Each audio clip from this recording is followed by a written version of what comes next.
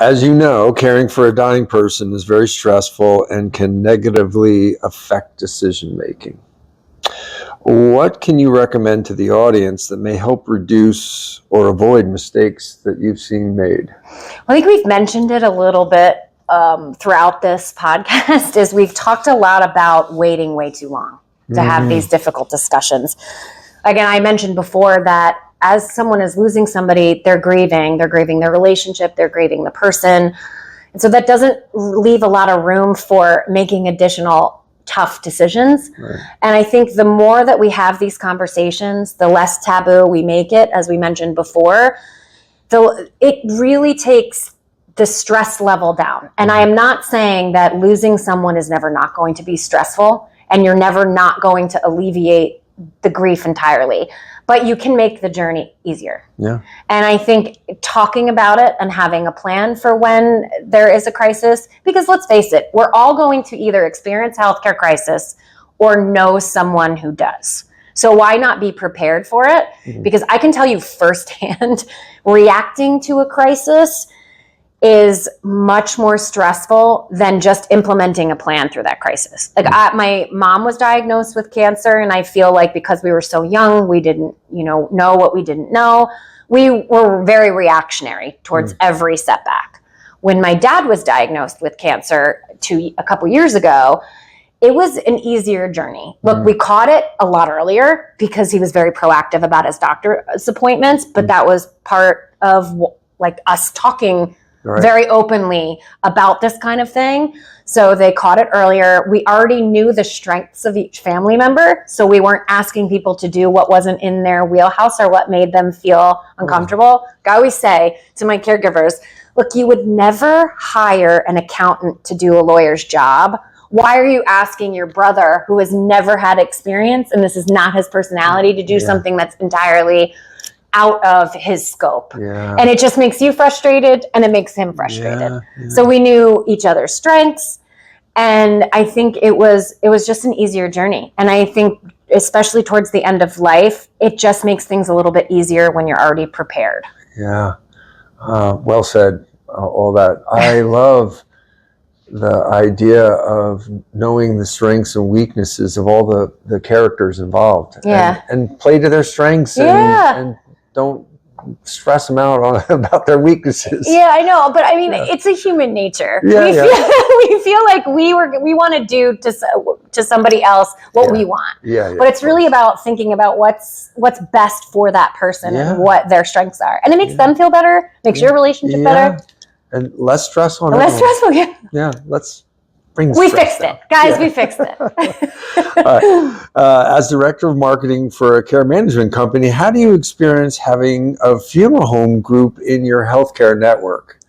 It's really fun for us, and I think it's sort of unique. Yeah. And we really want to be a big part of the healthcare continuum.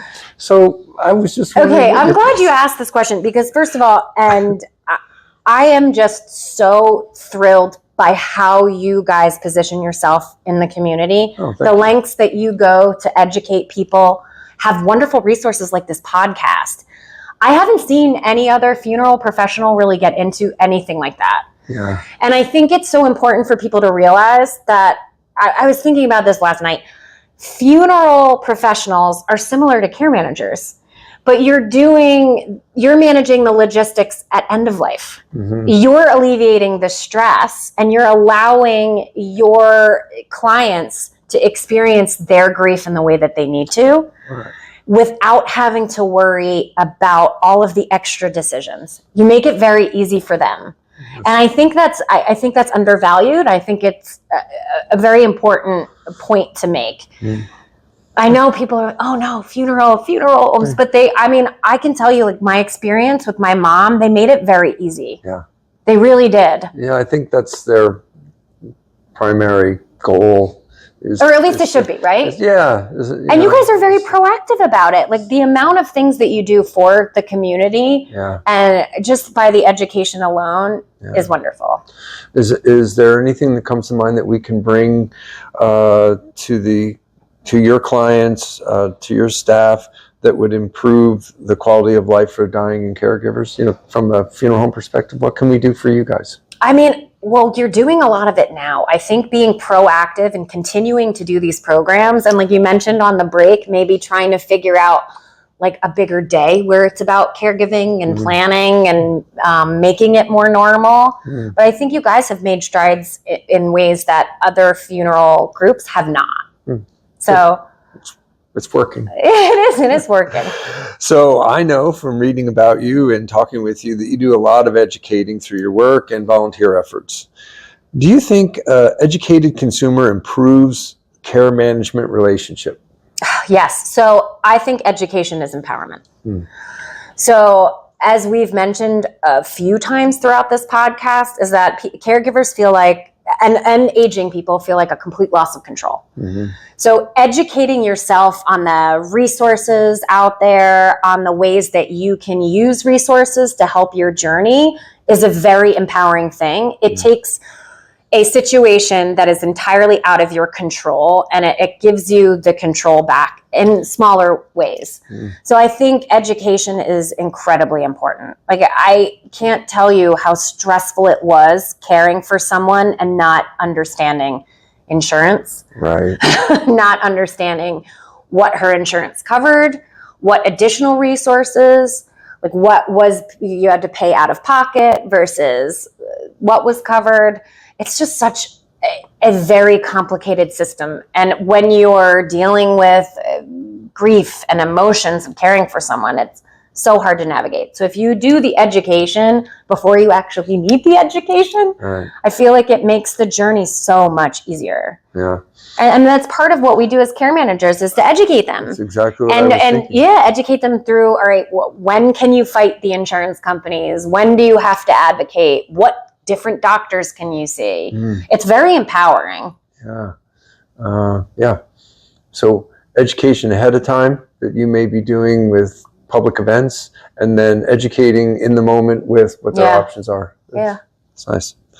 I think we talked a little bit about this already, but I've had personal experience with this as well. And the idea of the patient, the primary person being taken care of, like having a sense of pride and ego that gets in the way of optimal care. I don't need the help. Oh, we don't ever hear that. I'm not really that sick. I can stay in the house. I can figure this all out myself. And the rest of us, the supportive cast, the children or whatever it might be, are left feeling a little helpless. And so from a care manager's perspective, what can be done about that? I wish there was one sentence that would cure all.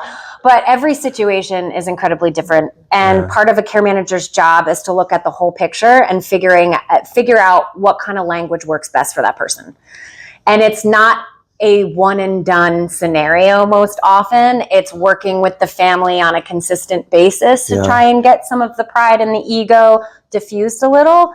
I think we've talked about this again before, but a lot of times, especially if it's a parent-child relationship, you're thinking about becoming your parent's parent, and that can be detrimental to the relationship. They're feeling out of control, which may be why there's a pride and stubbornness that's elevated in that moment, because they don't have any control over their failing body. So they're going to try and they're going to try and stick with the one thing that they can control, and that's fighting, fighting the help. But I think kind of making sure that, having an objective eye and telling them about, all right, well, if you're stubborn in this way, this is how we've seen things go, where it becomes to the point where if you don't accept help, you might fall. and then you don't have any control over where you're going. Right. So why don't we talk to you now about little ways to help? And maybe we don't have to start with a live-in right away.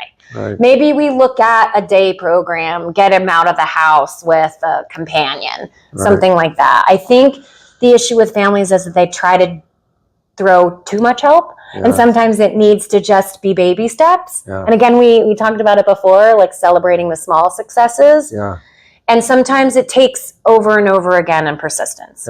There are times when, and I've seen this happen, where the daughter will be a little frustrated with us as a care manager because they'll be like, I've been telling my mom this 12 times for 20 years, and you come in, have one appointment with her, and she's all of a sudden, yes, you know what? I could use somebody to help me cook my meals. And they'll be like, I love you, but I'm also frustrated that my mom wasn't listening to me for 20 years. But, you know, they're licensed clinical social workers. They know how to communicate. They know how to talk to the person and not the daughter. Sometimes, you know, you've seen it in doctor's appointments where the person will answer for their loved one, and that kind of makes them feel diminished. So the goal is to give them the power back and feel like they have some control over where it's going. I've never heard anyone say the way you said that, and what it drives home to me is the interesting family dynamic. So the mother-daughter, in this case, dynamic we'll just use, is there is a bit of ego in that's getting in the way of both of them having a more enhanced life. Both sides. Ego on both sides, Both sides. So even though the social worker who comes in objectively and not subjectively, we talked earlier, can say almost the same words and make the same recommendations and get an outcome different. That's a very interesting case for case management right there. I mean, to bring someone in from the outside just to kind of break that maybe challenging dynamic between family members. So, no, it's absolutely right. Like a care manager doesn't have the decades of complicated family dynamics and relationships to contend with. So they can come in with a new perspective. You know, without a lot of that. Again, it's not that we're not emotionally connected to the clients. It's just that we don't have the emotional baggage that some families do. All right. So, we're coming to the end. No. This is so great. So I would like to know, with all your personal and professional experience, what we'd like the audience to take away from our time today. So I'm going to be in danger of sounding like a broken record here. Break away. But it really is talking to your loved ones about their wishes and pre-planning as much as possible. Like, I can't emphasize how much stress it alleviates to know what your families want, like your loved ones want. And there's also, can I talk to the audience right now? Please. So I have one more piece of homework for all of you. If I can assign one thing to take away from this, is that I want you to go home and write down your current care team, who's going to be supporting you in case there's a crisis, and thinking about the gap in care that you have, because everybody has a gap in care. So those are the two things to keep in mind, and you're already on the way to plan for those two simple things. I'm reading a book right now, and it's about leadership, and that everyone should be leaders. And anyway, it really addressed what you just said. Like, look at what your greatest concerns are. Look at what your aspirations are, and then you'll see the gap. And then how do you fill it? Well, in this case, a lot of it might be care management. It really might be. So call me. So thank you for advocating for our vulnerable populations and their caregivers. Thank you so much for being here. Same to you. Same to you. Thank you for having me. And thank you for all of what Bradley does in the community. Thank you. I'm glad that we're working together to help people in the community. Me too. Thank you very much. You're welcome.